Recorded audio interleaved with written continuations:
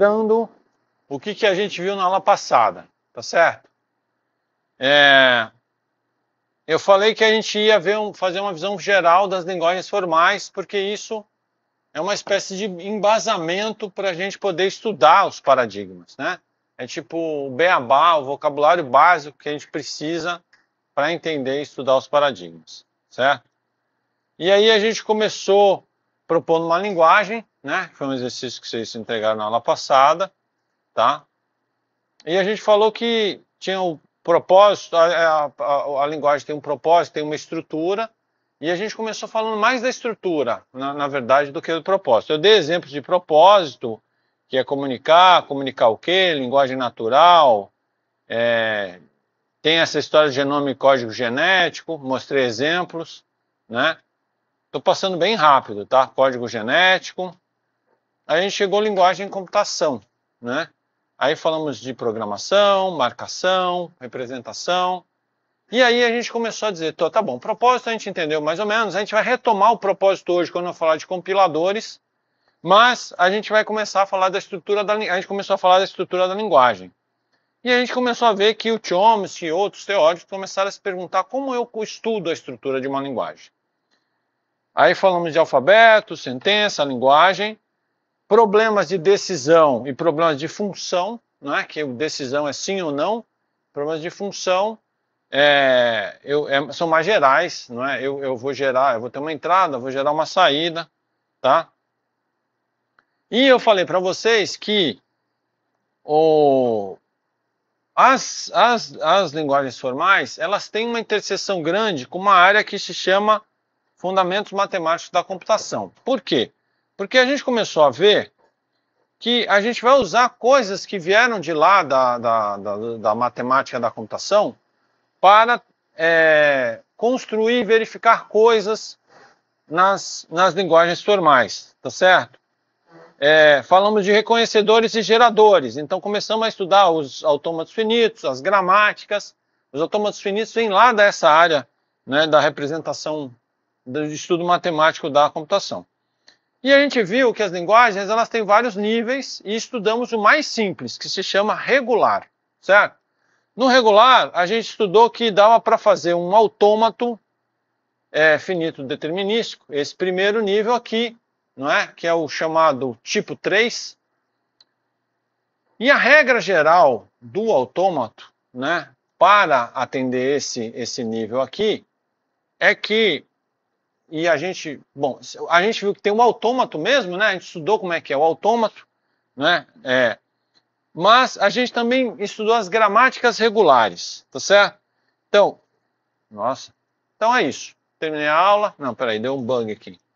Desculpa, gente. Minha tecla travou aqui, deu um bug.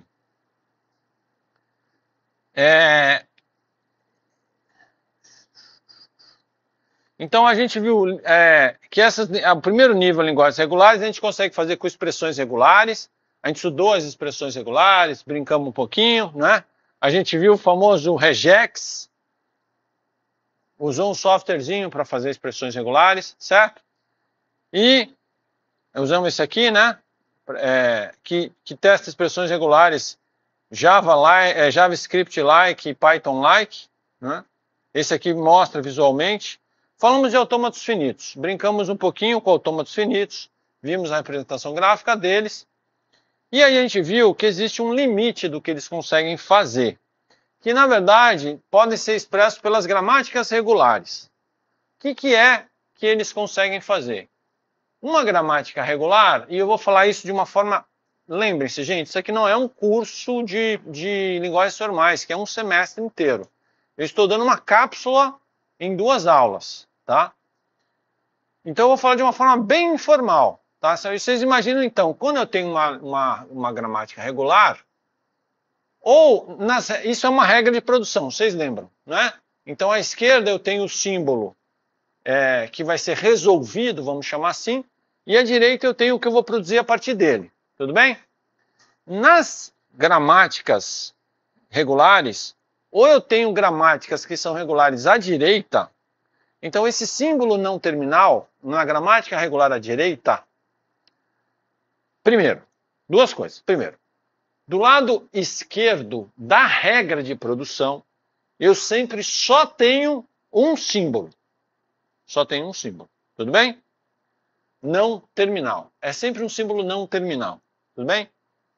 Do lado direito, eu posso ter símbolos terminais à vontade, mas os símbolos não terminais, certo? Ou eles aparecem somente à direita, no final à direita, e nesse caso a gente diz que é uma gramática regular à direita. Essa gramática, a gramática inteira não vai ter nenhum símbolo à esquerda, não terminal, tá certo? A esquerda que eu estou falando, desculpa, é que esquerda e direita fica confuso quando a gente fala esquerda da produção e esquerda da... Aqui eu não estou nem falando a esquerda da produção, eu estou falando a esquerda da regra aqui. Se ele aparece à direita, ele sempre vai aparecer no final à direita. Se ele é à esquerda, ele sempre vai aparecer no começo à esquerda, sempre, tá? Então, se eu construir uma gramática seguindo essas regras, e a gente fez gramática assim na aula passada, a gente consegue fazer o equivalente às expressões regulares e aos autômatos finitos determinísticos. Todo mundo está na mesma página que eu? Todo mundo na mesma página? Legal. Eu ainda não coloquei o vídeo na internet, tá, gente? Desculpa, eu tinha que ter colocado, mas eu vou colocar para quem perdeu a aula passada, estava no Secomp, alguma coisa assim. Hoje, a gente vai avançar, certo? E eu gostaria de concluir isso na primeira metade da aula para falar de compiladores na segunda metade. Eu vou passar um exercício para vocês agora, tudo bem? E o exercício que vocês vão fazer é o seguinte. Todo mundo lembra as regras para fazer uma gramática? Vocês podem fazer assim, se vocês quiserem. Todo mundo lembra, né? Minúscula é terminal. Isso é uma convenção que a gente usa, não é obrigatório, mas é uma convenção. E maiúscula é não terminal. Tudo bem? Todo mundo lembra dessa regra? Bom, o que eu quero é que vocês construam uma gramática, tá certo? Para produzir coisas assim, ó. Eu vou mostrar para vocês como é que eu quero. Ele não está aumentando? Deixa eu ver.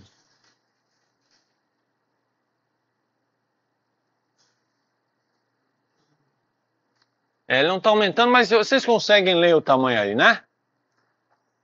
Eu posso fazer um A, fecha parêntese.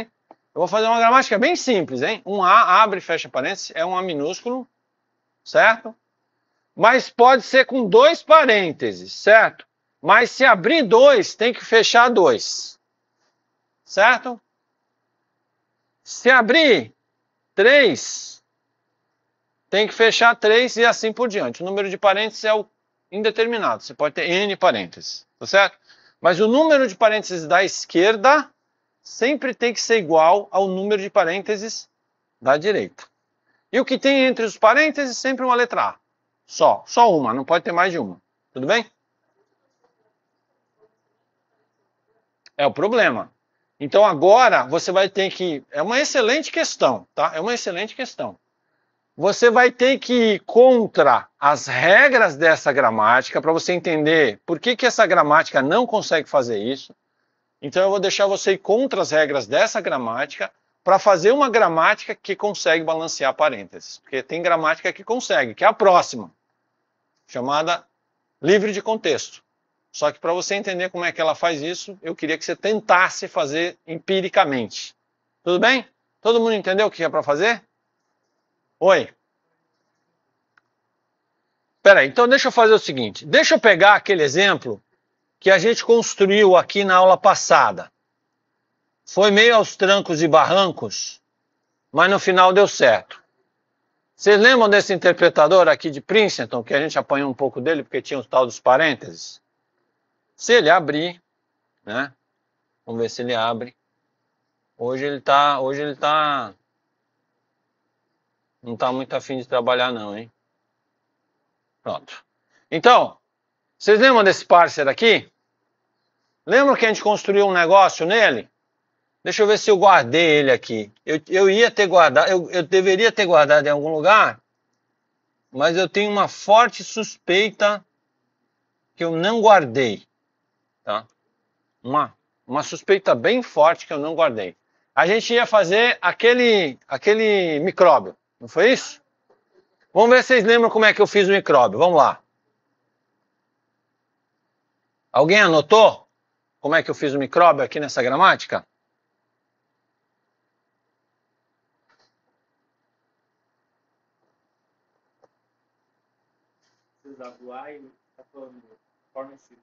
É.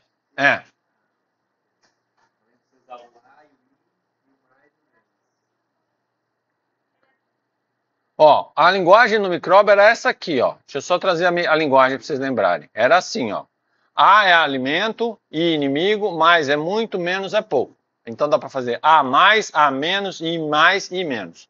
Só que eu vou botar o A e o I minúsculo, porque ele é terminal. Dá para botar mais? Dá, mas eu não quero mexer nisso agora, tá certo? Para a gente não entrar muito a fundo na questão.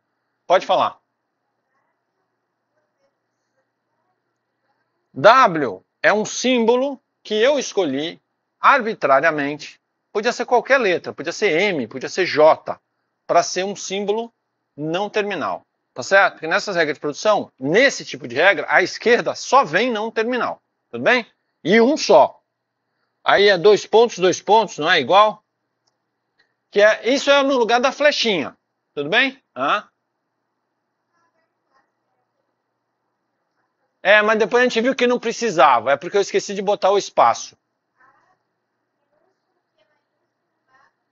Então eu disse que é A, que é um dos símbolos, porque pode ter um A e um sinal, não é isso? E aí eu botei um Q, que é um quantificador. Novamente, um símbolo não terminal arbitrário que eu escolhi. Tudo bem? Ah, tem que ter o espaço antes. Obrigado. Evitaram um novo desastre ambiental aqui. Foi isso que deu errado, não é isso?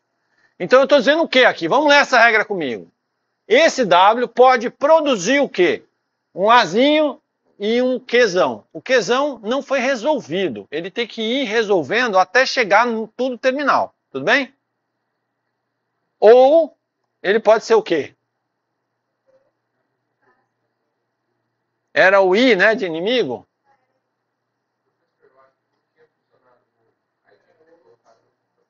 Eu acho que o problema não era o ou, era os espaços. Acho. Tá bom.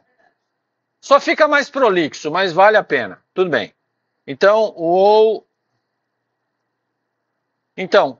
W pode virar esse primeiro ou pode virar esse segundo. Tudo bem? Eu sempre começo com o primeiro símbolo das minhas regras de produção. Ele sempre começa daqui. Então o W pode virar um Azinho Q ou pode virar um Izinho Q. Certo? Tudo bem? E aí?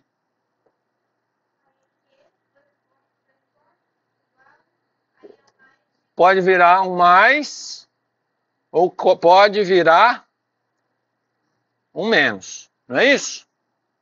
Aí a gente aprendeu que se eu fizer assim, eu vou chegar aqui embaixo, primeiro eu vou dar Generate Tables, ele vai gerar as tábuas de transição aqui, e aqui embaixo eu posso botar o que eu quero, também separado por espaço, né? Então, por exemplo, eu posso botar um Azinho e um mais. Aí ele vai me dizer se essa sentença está dentro da linguagem ou não, tudo bem? Aí ele vai dar um Start Reset, ele começa do W, né? E agora ele vai tentar desenvolver o W. Ele vai ver se encaixa na primeira ou na segunda regra do W. Tudo bem? E aí eu dou um step forward. Aí ele disse, eu consigo me encaixar na primeira. Não é isso? Porque a primeira começa com Azinho. E eu preciso resolver esse cara aqui, porque esse cara começa com Azinho também. Então é a primeira. Tudo bem? Agora ele tem o Q aqui? Ele ainda tem um Q. Ele vai descer nessa árvore até quando? Até só ter terminal, certo? É essa a regra, tudo bem? Então o Q agora, ele vai tentar desenvolver o Q, certo? Tem duas regras para o Q, ele vai ver que tem uma que vira mais. Aí, eu não sei porque eu tenho que clicar duas vezes aqui, mas tudo bem. Ele achou mais lá, tá certo? E aí ele vai me dizer que está validado, foi aceito dentro da linguagem. Se não fosse, ele ia ficar, eu não lembro, agora ele disse que foi aceito. Né? É que eu tenho que dar uma... Ele diz, ah, aceitei. Tá certo? Isso aqui está dentro da linguagem. Tudo bem? Essa linguagem segue as regras do que eu falei, que é uma gramática regular? Segue? Ela é à direita ou à esquerda? Hã? À direita. Se ela é à direita, eu posso até ter outras regras que têm símbolos não terminais, certo? Mas as outras regras também só podem ter esses símbolos não terminais à direita de tudo, certo? Eu não posso alternar. Se eu disser que meus símbolos terminais só são à esquerda, só posso ter à esquerda. Aí vocês conseguem intuitivamente ver que ele só cresce à direita ou ele só cresce à esquerda. Ele não pode crescer para os dois lados, tá certo? Uma outra coisa ele é lá no final à direita ou lá no começo à esquerda. Não vai ter símbolo não terminal depois dele, por exemplo. Tudo bem? Tá? Bom, agora a regra é o seguinte. Vocês vão perceber que essa gramática ela não consegue resolver esse problema aqui, certo? Ela não consegue. Ela não vai conseguir resolver esse problema, certo? Mas eu quero que você esqueça essas limitações que eu dei para você. Você pode fazer a gramática do jeito que você quiser. Vou dar liberdade, faz do jeito que você quiser, certo? Para resolver esse problema. Vocês conseguem imaginar isso? Conseguem? Hã? Não. Essa regular não dá. Dá para usar gramática, mas não com essa restrição que eu falei. Certo? Você entendeu ou não? Eu estou dizendo o seguinte, eu vou deixar você fazer a gramática do jeito que você quiser. Não vai mais seguir a minha restrição. Você vai fazer do jeito que você quiser. Então eu quero que você faça uma gramática que resolva esse problema. Entendeu? Todo mundo entendeu? Vou dar um tempo para vocês fazerem.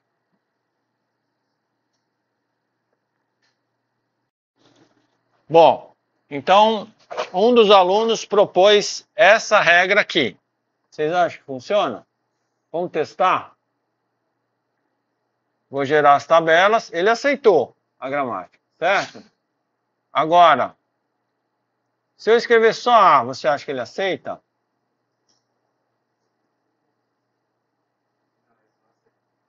Vocês acham que não aceita? Ele aceita. Olha lá, vamos dar um start, certo? Ele vai achar o P. Tem o caminho do P para o A? Tem. Ele achou o caminho. Então ele vai aceitar a gramática. Aceitou. Tá vendo? Tá aceito. Ele aceita um A assim.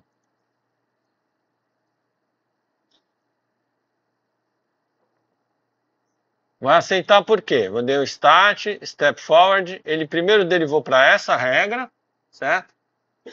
E aí no step forward, peraí, tem que dar duas vezes. Ele transformou o P no A. E aceitou. Tudo bem? Sucesso? Ele aceita assim. Por que ele não aceita assim? Porque ele não vai achar essa regra, né? Então, ó. Peraí, eu tenho que dar o start, né? Start, step forward. Essa regra não vai encaixar, concorda? Step forward. Ele vai dizer que foi rejeitado. Tá vendo? Não tem o parênteses fechando. Tá? E aqui eu consigo fazer um número maior de parênteses. Por que eu consigo fazer um número maior de parênteses? Porque ele só vai fazer mais passos de derivação, né? Ele vai aqui, mais um. Peraí. Ai, caramba. Aqui, mais um. Chegou no A. Aceitou, certo? Então a gente diz que esse tipo de gramática, ele consegue, por exemplo, fazer balanceamentos, tá? Que a gramática regular, que foi aquela primeira que a gente viu, se você só é permitido colocar sim os não terminais à direita ou só à esquerda, você não consegue fazer esse tipo de balanceamento. Tudo bem? Então, as livres de contexto ganharam um extra ali, não é? Que você consegue balancear coisas, certo? Tá. Tem uma forma de fazer a mesma coisa com autômatos, certo? Só que, para eu conseguir fazer a mesma coisa com autômatos, eu teria que usar uma pilha, tá? Então, eu só vou falar, eu não vou entrar em detalhes pelo seguinte, na prática, a gente não vai ficar muito tempo nisso. Eu só vou usar isso meio como base para chegar na máquina de Turing, tá? Eu não vou entrar em detalhes, senão a gente vai gastar um monte de tempo. Mas tem uma variação aí que é o autômato com pilha. O que o autômato com pilha faz? Ele tem uma pilha, certo? Onde ele pode ou fazer a transição, porque ele achou um símbolo, certo? Ou fazer a transição, e aí você pode checar se você tirou alguma coisa da pilha, se tem alguma coisa na pilha, certo? Você faz a transição. Então, o que acontece é, você consegue, com esse problema do abre e fecha parêntese, toda vez que eu encontro um abre parêntese, eu ponho na pilha, tá certo? Quando eu chegar lá e encontrar um fecha parêntese, o meu autômato com pilha permite desempilhar e checar se tem um abre parêntese. Aí ele vai, se não tiver, ele não vai, tá? Então o autômato com pilha, ele consegue fazer exatamente o que uma gramática livre de contexto consegue fazer. Tudo bem? Mas eu não vou entrar em detalhes. Bom, agora esse é o nível 2, certo? O nível 3, eu não vou perder muito tempo. Peço perdão. Por que tem coisa que eu estou perdendo mais tempo, coisa que eu estou perdendo menos tempo? Gramática livre de contexto é o mais usual para o próximo passo que a gente vai ver, que são os compiladores, tá? Porque é mais fácil você resolver e construir um compilador com ela, tá? Então a gente vai usar bastante ela. Existem as gramáticas sensíveis ao contexto, certo? As gramáticas livres de contexto, elas têm uma regra que é o seguinte: à esquerda da regra de produção, à esquerda, você sempre só pode ter um símbolo não terminal, tá? Sempre. Tudo bem? As gramáticas sensíveis ao contexto, à esquerda da regra de produção, você pode ter outras coisas, tá? Você pode ter outras coisas, né? Então você pode ter símbolos não terminais, pode ter símbolos terminais. Você pode ter mais de um símbolo não terminal, por exemplo, ou símbolos terminais. O que isso quer dizer? Isso quer dizer um contexto. O que é um contexto? Significa que eu posso criar uma regra, eu não vou fazer isso aqui, a gente vai perder muito tempo com isso, tá certo? Aí eu posso criar uma regra, que a regra de produção espera a existência de um certo contexto para poder processar uma regra de produção. Tá? Vou dar um exemplo assim bem banal, assim. Eu preciso ter uma variável declarada para poder usar a variável, por exemplo, certo? Então, isso significa que a minha resolução, ela não está só ali onde eu estou resolvendo, mas tem um contexto antes. É por isso que ela é sensível ao contexto, certo? Tá? Mas isso aqui é só uma espécie de formalismo ali no meio do caminho. Finalmente, a gente vai para o nível mais alto de todos, que se chama as gramáticas recursivamente enumeráveis. Essa sensíveis ao contexto, ela tem umas limitações, tá? Ela não pode ir qualquer gramática. Mas se eu posso botar esquerda, direita, qual a limitação? É que o número de símbolos não terminais à esquerda da regra de produção tem que ser menor ou igual ao número de símbolos de produção da direita, tá? Mas isso tem não terminais. Mas isso tem uma série de razões para isso que eu não vou listar aqui, tá? Porque aí você cria situações que não são sensíveis ao contexto. Recursivamente enumeráveis é um universo difícil de explicar, mas basicamente você pode fazer gramáticas irrestritas. Essas gramáticas você pode fazer o que você quiser, certo?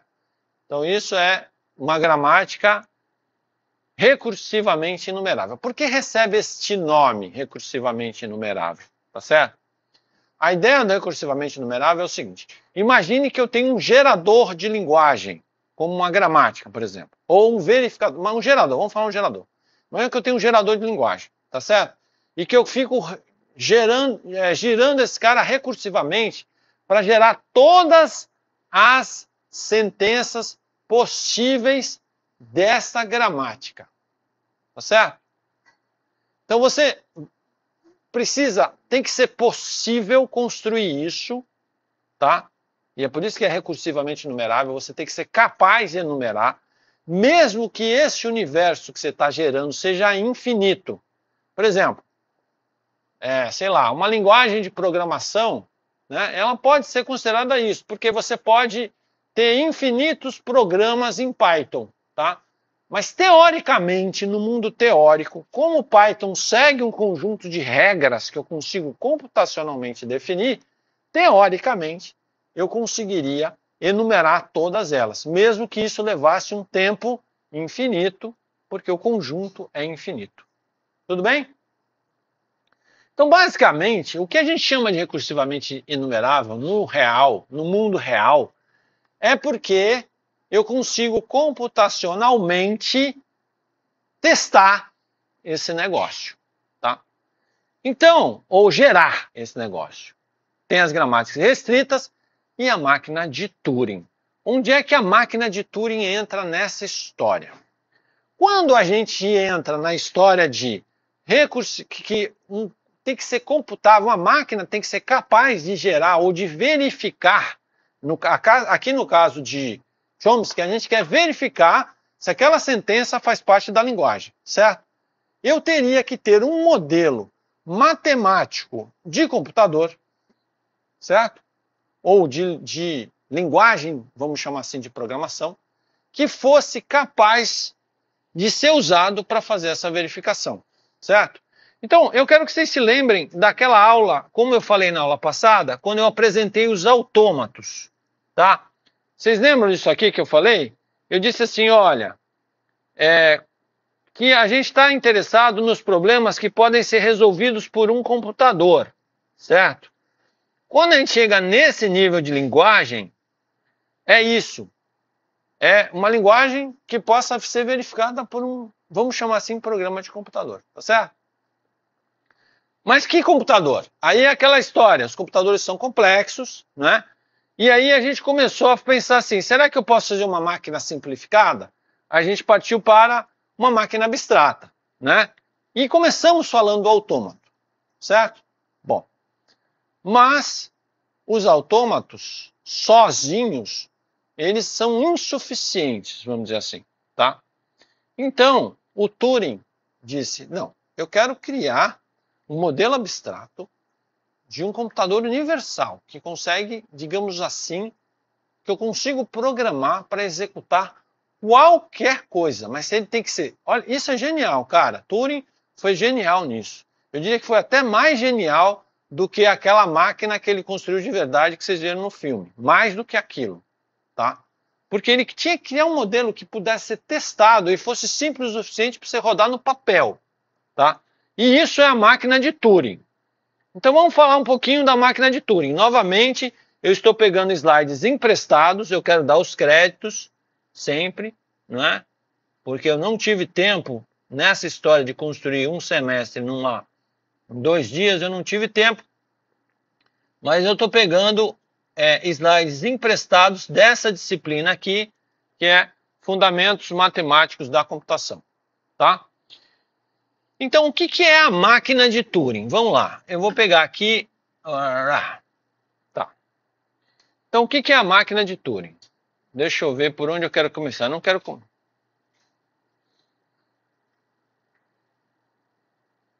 Tá. Então,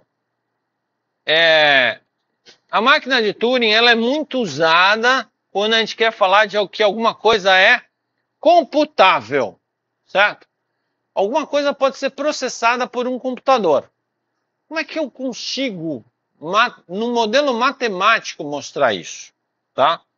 Então, Turing produziu, né, uma máquina que é chamada máquina de Turing. A máquina de Turing é um modelo matemático abstrato.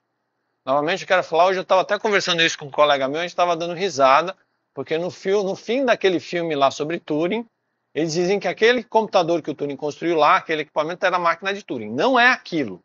Não é. Foi Turing que construiu, aquilo é uma máquina, mas não é aquilo que todo mundo chama a máquina de Turing. A máquina de Turing é isso aqui, tá? O que é a máquina de Turing?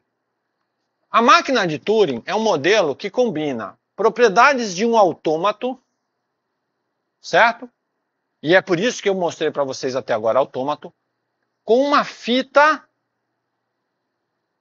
que, como essa máquina é abstrata, essa fita é considerada infinita. Ela não tem fim, certo? Ela pode ir para a esquerda e para a direita, ela é infinita. Então, como ela é infinita para a esquerda e para a direita, você vai estar em qualquer lugar da fita que nunca é o início, porque ela é infinita para os dois lados, em algum ponto da fita. Não interessa, certo? Essa fita pode ter... E agora imagine que eu quero fazer uma construção que eu vou chamar de programa. Eu poderia chamar de programa se eu quisesse. E essa construção que eu quero fazer, ela é ao mesmo tempo um conjunto de valores iniciais que eu vou deixar na fita, mas pode ser nenhum também se eu quiser. Essa é uma decisão minha, tá? E uma configuração específica de autômato que eu vou fazer aqui para fazer a máquina, certo? Tá. Então, ele tem um controle, né, que é uma máquina de estados, que é parecido com a ideia de autômato finito, uma fita infinita, e ele tem uma cabeça de leitura e gravação, que é essa seta. Isso quer dizer que esse autômato ele pode ler ou gravar coisas nessa fita, e ele pode deslocar a fita também, tá? Aí ele vai ter um alfabeto, que é o alfabeto de entrada, tá certo? Que são aqueles símbolos que estarão lá na fita, na entrada, certo? E ele vai ter um alfabeto que é um alfabeto que são todos os símbolos que eu posso usar na fita, que eu posso produzir outros símbolos, por exemplo, que não estejam lá, certo? Tá. E esse alfabeto tem que ter um símbolo vazio, que é que representa uma célula que está vazia, tá certo? Legal. Como é que funciona esta máquina? Esse autômato aqui, certo? Esse autômato aqui. Tá. Esse autômato, ele vai ter, como o autômato que a gente já estudou, certo? Vai ter um estado de início, um lugar onde eu começo, certo? Então, vai ter um estado onde tudo começa, que nem no autômato finito que a gente estudou. Ele pode ter mais de um estado de final, como também está no que a gente já estudou, sendo que aqui eu posso estabelecer eu posso ter um estado final de aceita e eu posso ter estado final de rejeita, tá certo? No nosso autômato mais simples, como é que eu aceitava ou rejeitava?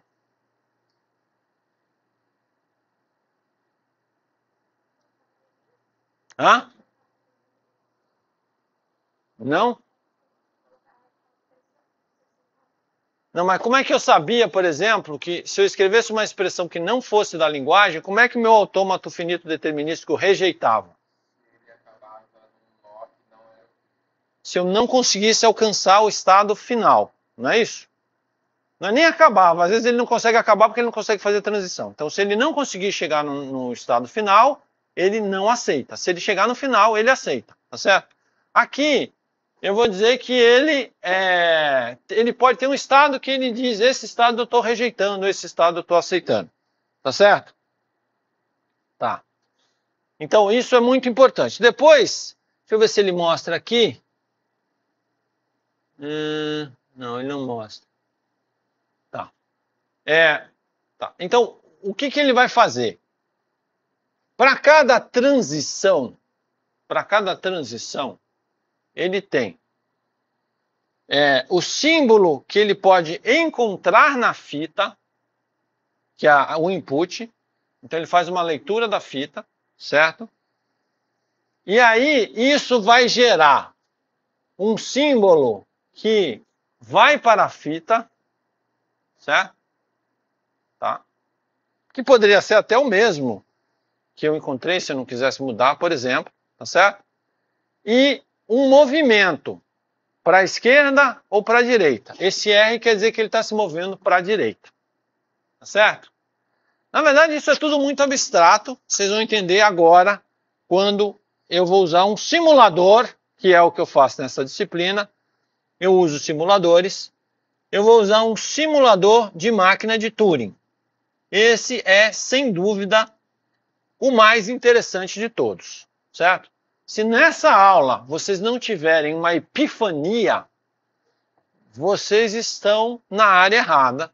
Vão procurar outro curso, por favor, porque esse aqui não é o curso para vocês. Sinto informar, tá? Então, nesse momento agora, você tem que dizer assim, cara, eu estou vendo o Matrix. Eu estou vendo o Matrix agora, nesse momento, certo? Então, vamos lá.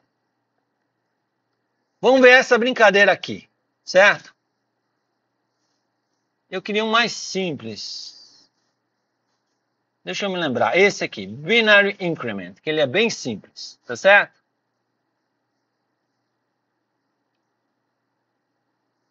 Tá. Vocês conseguem ver aí? Deixa eu ver se ele não está aumentando a figura, cara. Deixa eu ver se eu... Não, ele não está. A figura é meio pequena. Vocês conseguem ver? Então vamos lá. O que que tem aqui? Olha só. Aqui ele está dizendo o seguinte. Se ele encontrar 1 ou 0. Então, na real, eu não sei se isso é padrão, tá certo? Porque essa vírgula aqui, ela quer dizer, se eu encontrar 1 ou se eu encontrar 0. Tudo bem? Aí, ele está dizendo assim que ele vai para a direita. Então, nesse caso, nessa anotação, que eu... Gente, isso aqui não é uma aula completa de máquina de Turing, não vou mostrar todo o formalismo assim. Ele não está alterando o símbolo da saída, ele está mantendo a mesma coisa, ele só está andando para a direita. Tudo bem? Então ele vai achar um 1 ou vai achar um 0, ele só anda para a direita, não faz mais nada. Tá? E ele volta para o mesmo estado. Certo? Aqui ele encontrou um vazio. Esse símbolo assim é um vazio. Ele vai para esquerda, é um left aqui. Vai para a esquerda. Não está dando para ler? Sério, não está? Cara, eu não sei como é que eu aumentaria isso. Aê, aumentou. Pronto. Então, aqui vocês estão conseguindo ver agora? Então, aqui é assim, ó. Se ele encontrar o 1 ou encontrar o 0, ele vai para a direita, ele não afeta o símbolo que está na fita. Tudo bem? Aqui, se ele encontrar um vazio, ele vai para a esquerda, também não afeta o símbolo que está na fita. Mas ele muda de estado. Aqui ele continua no mesmo estado. Tudo bem? O que você acha que só esse pedaço vai fazer? Imaginando que essa fita só tem 1s e 0s. Hã? Fita toda até? Não é a fita toda, né? Ele vai... Hã? Ele vai passar por todos os 1s e 0s até chegar no vazio. Tudo bem? Tudo bem? Então, abstraindo, daqui a pouco a gente vai fazer rodar. Aí sim, aí você vai fazer que nem o Neo, né? Vai parar as balas no ar assim, vai pegar a bala no espaço assim, vai pegar. A gente vai fazer isso agora, Aí eu cheguei aqui, não é isso? Vamos lá. Se eu encontrar o 1, certo? Eu troco por um 0 e vou para a esquerda. Tudo bem?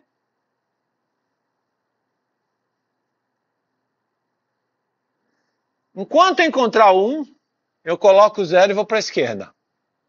Fechou?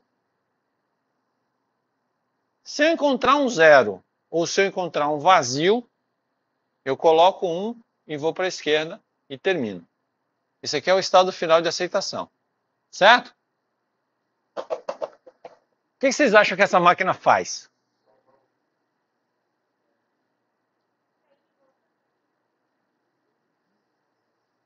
Soma 1 em quê? Soma 1 em binário. Soma 1 em binário. Como é que você soma 1 em binário?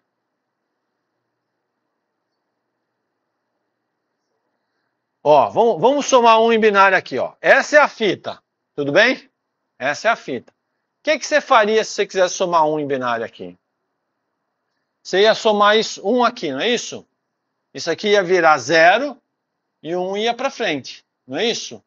Se aqui tivesse outro 1, o que você tinha que fazer? Ia virar 0 de novo, ele ia para frente. Até que você encontrasse um 0 para ele virar 1 e aí separa, ou o vazio. Certo? Beleza? Vamos ver funcionando a máquina de Turing agora? Olha que lindo, hein? Vamos ver funcionando. Eu vou dar um step, ele vai um passo para frente. O que ele fez? Ele leu o 1, certo? Não fez nada e foi para a direita. Tudo bem? De novo, step. Ele mostra ali até onde ele foi. Ó. Ele leu o 1, não fez nada e foi para a direita. Step. Vocês estão vendo um amarelo aqui? Então, né? Step. Leu 1, não fez nada e foi para a direita. Step. Leu 1, não fez nada e foi para a direita. O que ele vai encontrar agora? Um vazio. Certo? Aí ele vai para a esquerda sem fazer nada. Certo? Para a esquerda sem fazer nada. E agora? Agora ele encontrou o 1. O que ele faz? Troca por 0 e vai para a esquerda. Certo? E aí agora? Agora ele encontrou um 0. O que ele faz? Troca por 1 e vai para a esquerda. Tá certo? E agora ele chegou no done. Então ele terminou. Ele somou. Tá.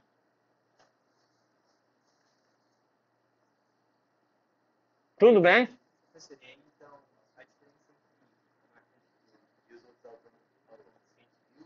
Então a máquina de Turing ela consegue interagir com a... Ela consegue ter entradas e saídas, ela interage com uma fita, tá certo? E o que tem na fita afeta as transições do autômato, certo? Então note que quando a gente cria essa fita infinita, ela é mais poderosa, por exemplo, do que uma pilha, certo? Ela é mais poderosa do que uma pilha. Estava meio consumindo o nosso input, né? Então ele pegava na primeira letra, consumia, e aí ele não conseguia mais interagir com aquela letra, né? Não conseguia usar ela novamente. Existem máquinas que eu não mostrei, eu não dei o curso completo, existem máquinas que se chamam máquina de Moore e máquina de Mealy, que são máquinas que são autômatos finitos determinísticos, eu acho que dá para usar até com pilha, que ele pode produzir coisas, produzir uma saída, certo? Tá? Mas a diferença em relação à máquina de Turing é que na hora que o Turing criou uma fita, eu posso produzir uma saída que vai para a fita, que depois eu posso consumir essa saída de novo, certo? Então, por exemplo, imagina que essa máquina de Turing aqui, se ele quisesse, ele poderia voltar para cá e ficar somando mais um, mais um, mais um, porque ele vai interagindo com a fita e vai somando, vai somando, vai somando. Então, no fundo, na hora que eu consigo jogar num espaço que ele está chamando de fita, um negócio, que depois ele consegue consumir de novo, isso é muito mais poderoso, tá certo? Eu não vou entrar aqui nos detalhes, mas foi provado, e isso é um modelo matemático, que isso é o limite do que é computável, certo? Então, por exemplo, o que eu consigo fazer com Python, eu consigo fazer com a máquina de Turing. É claro que não vai ser tão fácil escrever em Turing essa mesma coisa, mas dá para fazer. Tá certo? Na verdade, então, quando uma linguagem de programação consegue fazer tudo que uma máquina de Turing faz, ela é chamada Turing completa. Por isso, certo? Ela é chamada Turing completa. Note que eu quero chamar a atenção de vocês aqui, que a máquina de Turing está cumprindo um papel duplo, certo? Duplo papel, e aqui é muito importante vocês entenderem. Qual é o duplo papel? Do ponto de vista de linguagens formais, certo? Do ponto de vista de linguagens formais, a máquina de Turing está cumprindo o papel de verificação. Então eu quero que vocês lembrem aqui que tem aquela história que eu posso ter um sistema, né, que é um reconhecedor, que ele vai dizer se uma certa linguagem, se uma certa sentença pertence ou não pertence à linguagem. Tudo bem? E a gente foi vendo várias formas. A gente não estava preocupado em fazer um programa, né? A gente só estava preocupado em ver se aquilo pertencia ou não à linguagem. Só isso. Tá certo? Então, eu quero usar uma máquina de Turing para isso. Então, a máquina de Turing, eu não sei se você lembra, tem problemas de decisão e problemas de função. E a máquina de Turing pode ser usada para um ou para outro. Tá? Se eu pegar uma máquina de Turing e configurar ela para ser um problema de decisão, ela só der sim ou não, ela não gerar nada na saída, ela só diz terminou ou não terminou, ela pode ser usada para reconhecer este último nível de linguagens. Tá? E aí o problema seria o quê? Dada qualquer sentença da minha linguagem, eu vou entregar para a máquina de Turing e a máquina de Turing vai dizer pertence à linguagem ou não pertence à linguagem. Que é a mesma coisa que a gente está fazendo com gramática e com autômato. Tudo bem? Então, nesse sentido, a máquina de Turing só está fazendo o papel de um tipo de linguagem qualquer que poderia ser reconhecida por um programa de computador genérico, certo? Então eu vou fazer uma linguagem, se essa linguagem puder ser reconhecida por um programa de computador, eu faço um programa que reconhece aquela linguagem, no caso aí está representado para a máquina de Turing, então ela é recursivamente enumerável. Todo mundo entendeu isso? Mas esse é um dos papéis. Mas eu posso fazer uma máquina de Turing produzir coisas na saída, certo? Produzir coisas, tá? E aí, nesse caso, ela deixou de ser só um reconhecedor para entrar na hierarquia de Chomsky e a máquina de Turing virou aquele modelo genérico, universal de computador, tá? Que determina o que a gente chama de horizonte do que é computável, tá? O que uma máquina de Turing não consegue resolver, uma máquina de Turing não consegue resolver, a gente diz que não é computável. Tá? E, consequentemente, nenhum programa de computador em nenhuma linguagem conhecida consegue resolver. Certo? E ninguém conseguiu fazer alguma coisa que vai além desse horizonte. Beleza? Tudo bem? Bom, encerramos a parte de linguagens formais, tá certo? Oi, pode perguntar.